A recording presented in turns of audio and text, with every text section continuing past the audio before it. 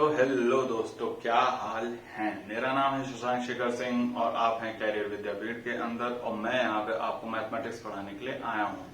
तो पिछले मैंने 2 लेक्चर्स लिए हुए हैं, जिसमें से एक तो इंट्रोडक्शन ही था कि मैथमेटिक्स क्या होता है। मैंने अपने बारे में भी उसमें बताया हुआ है, तो जिन्होंने वो लेक्चर नहीं देखा है तो प्लीज उसको जाके देखिए और उसकी लिंक मैंने डिस्क्रिप्शन बॉक्स के अंदर डाल दिया है।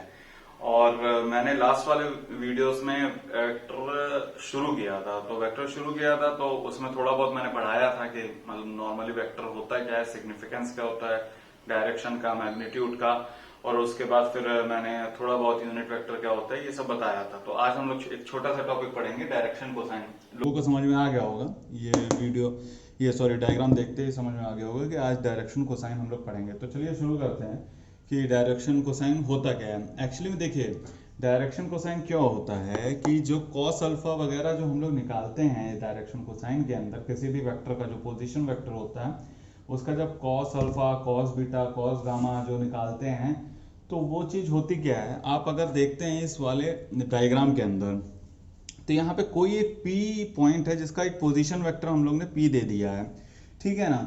अब जब ये पी वेक्टर दे दिया है और ये हम लोग ने एक्स कोऑर्डिनेट लिया है, एक्स एक्सिस लिया है, वाई एक्सिस और जेड एक्सिस लिए रखा है, तो ये जो पी पोजीशन वेक्टर है इसने क्या किया है, जो एक्स एक्सिस से एक अल्फा एंगल बनाएगा।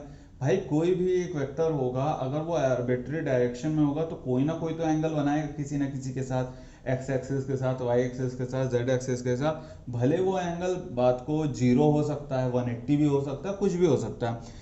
तो यहाँ पे हम लोग ने एक ऐसा केस लिया हुआ है जिसमें वो हर डायरेक्शन से, हर एक एक्सिस पे एक वो क्या कहते हैं अपना एंगल बना रहा है। तो चलिए ठीक है, यहाँ पे P है जो कि एक्स एक्सिस में अल्फा एंगल बना रहा है, वाई एक्सिस में बीटा एंगल बना रहा है और जेड एक्सिस में गामा एंगल बना रहा है। तो ये जो एंगल होता है अगर उसका हम लोग कोसाइन ले लेते हैं तो वही डायरेक्शन कोसाइन होता है। अब भाई कॉस ही क्यों लेते हैं, साइन क्यों नहीं ले लेते हैं, तो उसका रीजन क्या होता है। जैसे कि अगर मैं यहाँ पे ये बताता हूँ, ये एक्स एक्सिस हो गया और कोई एक वेक्टर है जो कि यहाँ पे जा रहा है पी, तो हम लोग जब कॉस थीटा लेते हैं तो इसका हम लोग का जो कंपोनेंट होता है, अगर एक्स एक्सिस पे हम लोग को देखना होता है तो मतलब एक्स एक्सिस पे वो कितना ज्यादा असर कर रहा है, ये वाला पी का कितना मैग्नीट्यूड एक्स एक्सिस पे इंक्लाइंड है, उसके लिए हम लोग कौन सा कंपोनेंट निकालेंगे, ये वाला कंपोनेंट निकालते हैं, कॉस वाला कंपोनेंट लगाते हैं। Cos theta is equals to, ये मान लीजिए एक्स हो जाता तो एक्स बाय पी लगा देते हैं हम लोग, ठीक है ना। तो एक्स कंपोनेंट निकालने के लिए फिर हम लोग पी कॉस थीटा निकाल लेते हैं। तो ये हम लोग को ये पता चल जाता है कि ये जो पी वेक्टर है वो एक्स एक्सिस पे कितना ज्यादा असर कर रही है, मतलब कितना ज्यादा वो इंक्लाइंड है उस चीज के लिए। अब जैसे इस थीटा को हम लोग जितना कम करते जाएंगे उतना ज्यादा वो एक्स एक्सिस के ऊपर इंक्लाइंड होती जाएगी, और अगर हम लोग इस थीटा को 0 कर देते हैं तो वो पूरा एक्स एक्सिस पे ही आ जाएगी, यानी थीटा इज इक्वल टू 0 हो जाएगा, cos is equal to cos 0 is equal to 1 हो जाएगा, यानी x is equal to p हो जाता है वहां पे। तो इसीलिए हम लोग साइन नहीं लेते, क्योंकि साइन क्या होता है, साइन आपको नहीं बता पाता, या कोई भी टेंजेंट हो गया, कोसाइन हो गया, वो आपको नहीं बता पाएगा कि आपका जो P है, जो वेक्टर है, वो किसी एक पर्टिकुलर डायरेक्शन में कितना ज्यादा फोर्स। अब जैसे फोर्स है, अब मान लीजिए 20 का फोर्स लगा रहे हैं हम लोग और ये 60 डिग्रीज पे है, तो हम लोग को ये अगर जानना है कि एक्स डायरेक्शन में कितना फोर्स लग रहा है, हम लोग इसका कोसाइन लेते हैं, है ना। कोसाइन ऑफ 60 डिग्री इंटू 20 कर देते हैं, यहाँ पे रखा तो हम लोग को पता चल जाता है कि भाई 1/2 हो जाता है 60 डिग्री, तो 10 लग रहा है, यानी एक्स डायरेक्शन में 10 लग रहा है। तो यही फायदा हो जाता है अगर हम लोग कोसाइन लेते हैं।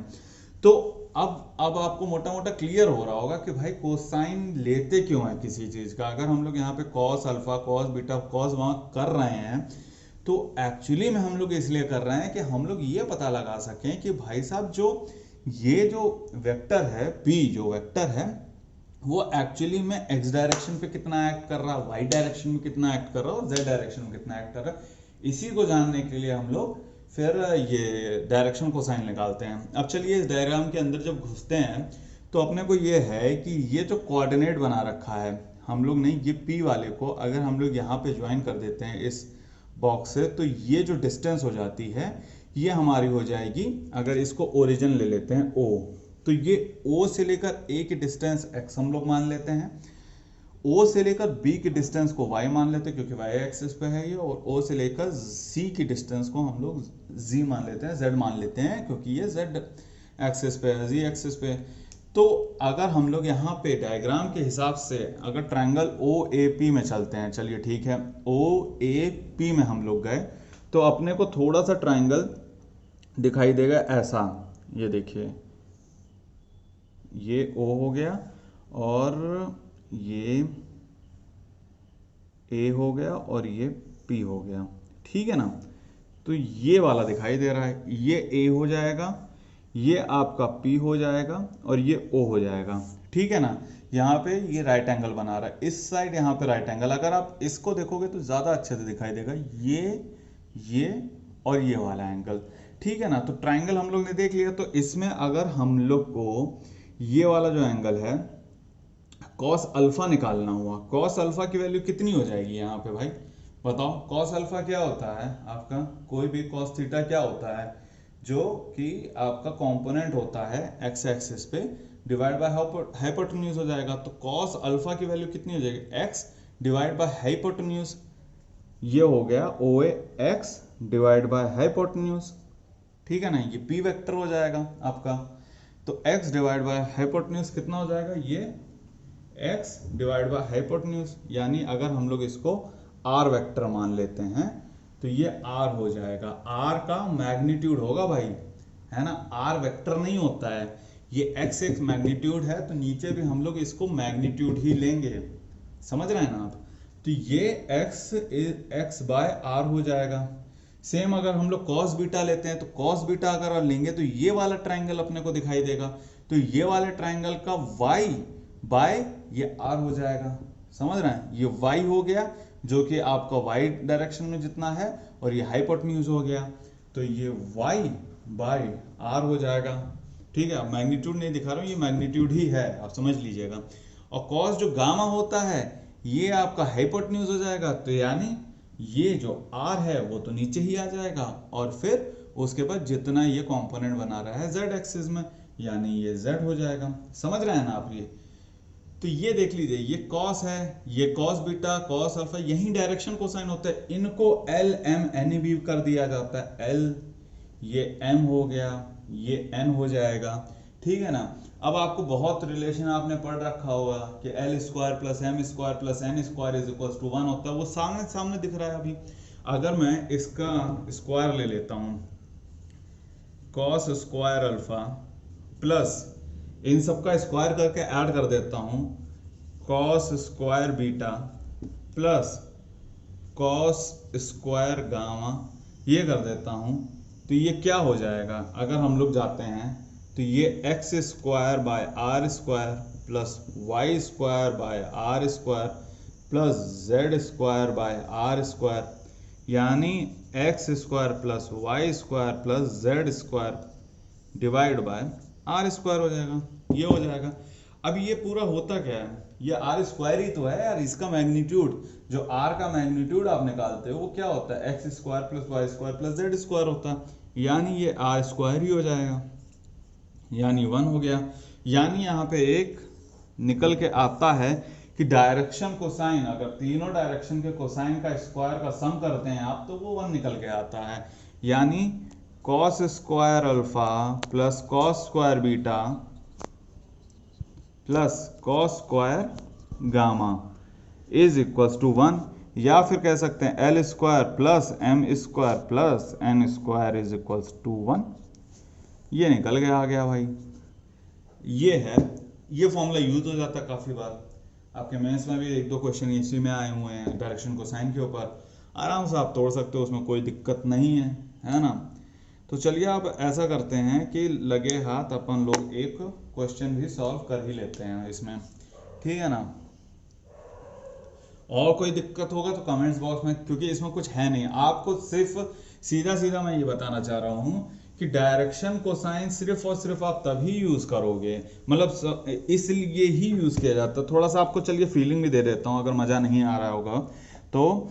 इसमें देखिए, अगर आप कोई एक फोर्स है, फोर्स यहाँ F लग रहा है और ये 2D में ही हम लोग बात कर रहे हैं भाई, ठीक है ना, और ये 60 डिग्री है, ये x हो गया, ये y हो गया, तो इसका डायरेक्शन कोसाइन क्या हो जाएगा, cos 60 डिग्री ये बना रहा है x के साथ, और ये 30 डिग्री बना रहा है y के साथ, ठीक है।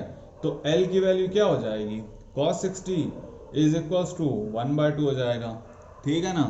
और M की वैल्यू क्या हो जाएगी, cos 30 इज इक्वल्स टू कितना हो जाएगा, √3/2 हो जाएगा, ठीक है ना। ये चीज हो गई इसमें। बस अब क्या है, अब अगर आप इसको वो कर देते हैं, क्या कहते हैं, स्क्वायर करके, और कॉस इसका भी एल एम एन के साथ आपको कितना बना रहा है, 90 डिग्री बना रहा है। अगर एन जेड एक्सिस यू निकल रहा है तो कॉस 90 डिग्री, यानी ये 0 हो जाएगा, समझ गए। अब इसका ऐड कर दीजिए स्क्वायर करके, 1/2 का होल स्क्वायर प्लस √3/2 का होल स्क्वायर प्लस 0 का होल स्क्वायर कितना हो जाएगा, 1/4 plus 3/4 plus 0 is equal to 1 हो जाएगा, ठीक है ना। तो 60 डिग्री 1/2, cos 30 डिग्री ये √3/2, यानी ये 60 डिग्री ज़्यादा उठा हुआ है, ये ज़्यादा उठा हुआ है, तो ये मतलब y की ओर ज़्यादा इंक्लाइंड है। यही चीज़ बताना चाह रहा है कि फोर्स अगर कितना आपका मैग्नीट्यूड लगा रहा है। अब इसी चीज़ को cos 60 को आप मैग्नीट्यूड से इंटू कर देते हो, अगर f से इंटू कर देते हो, तो ये डायरेक्टली आपका क्या निकल के आ जाएगा, ये x एक्सिस पे कितना लगा रहा है फोर्स, और ये y एक्सिस पे कितना लगा रहा है फोर्स। और फिर इसी चीज को हम लोग वैसे शो कर देते हैं, f is equals to f into 1/2 i cap plus f into √3/2 into j cap plus 0 into k cap. यही चीज होती है जो ऐसे ऐसे शो कर देते हैं हम लोग फिर, कि f की value i j k cap में कितना कितना लग रहा है, वो डायरेक्शन को सही से आप निकालिए, धमाके से पुट करते जाइए, मचा दीजिए एकदम, है ना। तो ये चीज़ है। चलिए ठीक है, ये सब तो हो गया। अब ऐसा करते हैं, एक क्वेश्चन लगा लेते हैं हम लोग। तो चलिए एक क्वेश्चन कर लेते हैं हम लोग। ये है आपका यूनिट वेक्टर के ऊपर एक क्वेश्चन है, ठीक है ना, 2019 के मेंस का क्वेश्चन है। कुछ भी अगर इस क्वेश्चन में हो तो बताइए, देखते ही उड़ा दोगे आप। चलिए पढ़ते हैं पहले। एक यूनिट वेक्टर है ए, जैसे ये है आर है, यहाँ पे ए ले लेते हैं हम लोग, ठीक है ना। ए है जो कि आई कैप से आपका π/3 बना रहा है। π/3 कितना हो गया, 60 डिग्री हो गया। और जे कैप से आपका π/4 में बना रहा है, मतलब 45 डिग्री हो गया, ठीक है। अब ये कह रहा है जो थीटा है, जो कि के कैप से आपका बना रहा है, वो आपका कितना है, 0 से π तक के बीच में है, ठीक है, 0 से 180 डिग्री में। थीटा की वैल्यू निकालनी है यार, क्या है। अब चलिए शुरू करते हैं इसको, कोई दिक्कत नहीं है इसमें। एक चीज तो हम लोग जान ही चुके हैं इसमें, कि आपका cos square alpha plus cos square beta plus cos square gamma 1 होता है। बस एक ही फॉर्मूला है, यूनिट वेक्टर है तो उसी से बनेगा कुछ, एक ही फॉर्मूला। तो ये देखिए, cos square alpha plus cos square beta plus cos square gamma is equals to 1 हो गया। cos स्क्वायर अल्फा मतलब x एक्सिस से कोई भी वैल्यू एंगल बना रहा है तो वो क्या है, π/3 है, ठीक है ना। तो उसका L की वैल्यू क्या हो जाएगी, L की value cos π/3, L is equals to cos π/3 हो जाएगा। M कितना हो जाएगा, cos π/4 और LMN ये हो जाएगा cos थीटा, ठीक है ना। इसको हम लोग ने पुट कर दिया, L स्क्वायर cos π/3, cos π/3 का होल स्क्वायर प्लस cos π/4 का whole square plus cos square theta is equals to 1। ये करना, cos π/3 की वैल्यू बताओ, 1 हो जाएगी, सॉरी 1/2 हो जाएगी कि नहीं। cos 60 की वैल्यू 1/2 का होल स्क्वायर, ये क्या हो जाएगा, 1/√2 का whole square plus cos square theta is equals to 1 हो जाएगा। 1/2 कितना हो जाएगा का होल स्क्वायर, 1/4 हो जाएगा। 1/√2 का होल स्क्वायर कितना हो जाएगा, 1/2 हो जाएगा plus cos square theta is equals to 1 हो जाएगा। 1/4 प्लस 1/2 कितना हो जाएगा, इसको 2 से इंटू करो, 2 से डिवाइड कर दो, 2 ये 4 हो जाएगा, यानी 3/4 plus cos square theta is equals to 1। अब cos स्क्वायर थीटा 3/4 को उधर ले गए तो क्या हो गया, cos square theta is equal to 1 minus 3/4 कितना हो जाएगा, 1/4 हो जाएगा। इधर चलते हैं थोड़ा सा, ठीक है ना। cos स्क्वायर थीटा का अगर आप स्क्वायर रूट निकालते हो तो कितना हो जाएगा, cos स्क्वायर, यहीं से आंसर दिखने लगा, यहीं से आंसर दिख रहा था, ठीक है ना। बस अब फॉर्मेलिटी करनी है अपने को। cos स्क्वायर कितना हो जाएगा, जब अंडर रूट लोगे तो +-1/2 हो जाएगा। तो एक वैल्यू आपकी प्लस हो जाएगी, +1/2 हो जाएगी, एक वैल्यू -1/2 हो जाएगी। बच्चा खुश होगा, 1/2 देखा तो सीधे 5/3 लगा दिया, लेकिन ये ऑप्शन में ही नहीं दिया हुआ, तो थोड़ा बच्चा हैरान परेशान, क्या करे भैया, है ना। तो आपको ये पता होगा कि कॉस का ग्राफ कैसे बनता है। अब ये बात तो कह दिया है कि 0 से लेकर पाई तक ही है कॉस की वैल्यू, तो कॉस आपका यूं बन जाएगा, ये 0 हो गया, ये यहाँ पे π/2 हो जाएगा, और ये यहाँ पे पाई हो जाएगा, ठीक है ना। तो -1/2 यानी यहाँ पे जाना पड़ेगा, तो ये कितना हो जाएगा आपका, यहाँ पे आपका आ जाएगा 2π/3 पे -1/2 वैल्यू आ जाएगी यहाँ पे, ठीक है, -1/2, ठीक है। इतना तो पता होगा, मतलब जब ट्रिग्नोमेट्री करेंगे तो और अच्छे से ये सब चीज़ें ग्राफ वगैरह पढ़ा जाएगा, तो अपना क्या हो जाएगा, 2π/3 हो जाएगा, ठीक है ना। तो आंसर क्या हो जाएगा, theta is equals to cos inverse of -1/2 is equals to कितना हो जाएगा, 2π/3 थीटा की वैल्यू, ये हो गया। अब बताओ यार क्या है, मतलब कुछ है इसमें, कुछ नहीं। आपको यूनिट वेक्टर देखना है, यूनिट वेक्टर पर कोई क्वेश्चन आ गया, एक ही फॉर्मूला उठा के मारो उसको, दे मारो मुंह पे, इस पे क्या है, कुछ भी नहीं है, यहीं से आंसर दिखाई देना शुरू हो गया था, समझ रहे हो ना। तो ये सब चीजें 2π/3 आ गया, तो कुछ है, कुछ नहीं है। अब देखिए आप लोग क्वेश्चन लगाइए इसके ऊपर धमाके से एकदम, ठीक है, एकदम प्रीवियस ईयर उठाइए और एक और से लगाना शुरू कर दीजिए। अगर कोई क्वेश्चन नहीं बन पाता है तो उसका स्क्रीनशॉट भेजिए हम लोग को, ठीक है ना।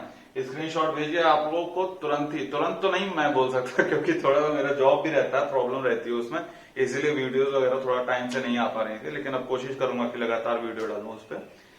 तो आप भेजोगे तो सॉल्व करके आपके पास आएगा, कुछ नहीं तो गाइडेंस तो आपको दे ही देंगे इस चीज पे। तो ठीक है, डायरेक्शन कोसाइन हो गया। अब अगला लेकर आएंगे हम लोग, मतलब वो 3D 4D 3D कोऑर्डिनेट्स में, 2D कोऑर्डिनेट्स में, फिर डॉट प्रोडक्ट है, क्रॉस प्रोडक्ट है, काफी कुछ है इसके अंदर, और मजा बहुत आती है वेक्टर पढ़ने में। दिक्कत ये है ना, इसलिए मुझे छोड़ने का मन नहीं करता है, क्योंकि इसीलिए सबसे पहला टॉपिक इसी को शुरू किया कि आगे आपको फिजिक्स में भी थोड़ी सी मदद हो जाए, और इसमें तो है ही भाई, ये तो है ही, और कुछ है नहीं यार, वेक्टर बस एकदम समझ में आना चाहिए, आज भी मतलब समझ के दिखाई देना चाहिए, चमकना चाहिए सामने, आग बंद करो तो, ठीक है ना। तो ये सब चीजें हो गई, तो ठीक है चलिए यार। अब बताएं यार, एक तो थोड़ा सा कमेंट वमेंट कर दिया करो, है ना, थोड़ा सा पता तो चले यार कि रिव्यू मतलब तुम लोग को समझ में आ रहा है कि नहीं। हमको तो मजा आ रहा है, हम पढ़ाए जा रहे हैं, लेकिन सामने वाले को समझ में आ रहा है कि नहीं आ रहा है, ये चीज पता होनी चाहिए। और दूसरी चीज, लाइक कर दो, सब्सक्राइब कर दो और शेयर कर दो थोड़ा बहुत, है ना, तो मतलब लोगों का भला हो जाए थोड़ा। हमको ये पता है कि हम अच्छा पढ़ा रहे होंगे, लेकिन आपके मुंह से सुन ले तो ज्यादा बढ़िया है, ठीक है ना। और वहां पे राजीव सर भी पूरी मेहनत कर ही रहे हैं अपनी ओर से, वो तो मतलब अच्छे खासा वीडियो डाल देते हैं, जब तक मेरी 1-2 आती है उनकी 4-5 आ जाती है, तो वो तो काफी मेहनत कर रहे हैं। तो उनके पे भी आप कमेंट्स वगैरह डाल दिया करें, हमारे पे भी डाल दिया करें, ताकि हम लोग को रिव्यू पता रहेगा ना, तो उसी हिसाब से फिर कोऑर्डिनेशन बैठता है फिर, है ना। तो ठीक है चलिए, ठीक है। अब अगला वीडियो मैं जल्दी से जल्दी कोशिश करूंगा कि अगला टॉपिक पढ़ाता हूँ। Okay, good night, bye.